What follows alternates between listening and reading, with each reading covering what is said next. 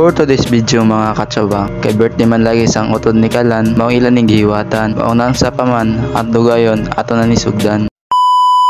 So diri mga katsaba, nanguha pay gatong si Dungkokoy kay magluto mig adobo. Niya samtang nagluto sila dito sa ila adobo, naapo diri si Carmen na busy kay nagluto siya pork chop. Nagluto po DNA sila sinabawa na baboy mga katsaba pero walang namo na videoan. Unya maupod ning isagol na mga seasoning sa Bicol Express kay ni-request man sila na magluto daw og Bicol Express kay lami man daw ni.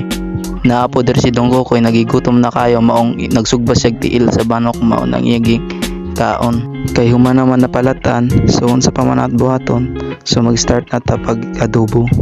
So diri mga katsaba ang magluto di ay isang adobo si Migrayan kay init naman lagi ang mantika ilunod na ni naton ang mga kalamasan sa atong kinabuhi kay human naman lagi nalunod ang mga lamas mao na pud ning sunod ang manok niya pag human niya diri lunod sa manok iyan ning ukay kay para mamilit ang humot sang lamas sa karne niya pagkahuman niya ukay iyan ang gilunod ang patis base na pod sa mo comment na dapat di marinit anay niya usa di lunod ang karne. Sa pagluto ba yan nabay tay lain-lain na paagi sa pagluto kaya mo man lagi ning niya style sa pagluto Ablihan na to!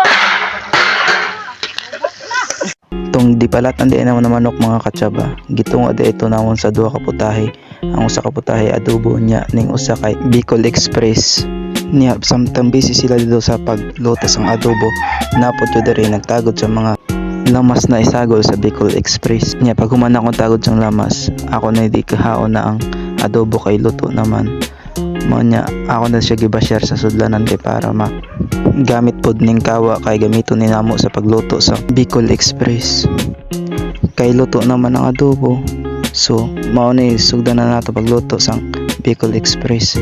Ang nagluto diin sang Bicol Express kay ang mama ni Kalan na si Tia Carmen. Pasensyahe lang ana ninyo ang voice over mga katsaba kay di pwede kay ko katigo ani kay first time pa lang gid na ako nag voice over kay naa may ni request na dapat may ara daw sang voice over ang among vlog mao nag voice over ko biskan di pagad yo kayo katigo.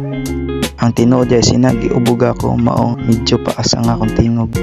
So diri mga katsaba kay human naman nalunod ang lamas disunod na pod lunod ni Carmen ang manok nya iya na di ukay kadali lang kay para mukuan pilit ang lamas nya pagkahuman iya na dilunod ang tuno sa lubi kay amo man ni magpalami sang giluto niya na Bicol Express kay di man pud ni matawag na Bicol Express kung walay tuno sa lubi. Niya pagkahuman niya luto sa Bicol Express kay birthday man lagi di pud ni mawala ang pansit mao na di ay ni ang last na putay na diluto. So diri lang kita kutob mga anay mga katsaba kay nalubat abing sipi mao diri lang kutob ang nabidyuhan sa amon vlog.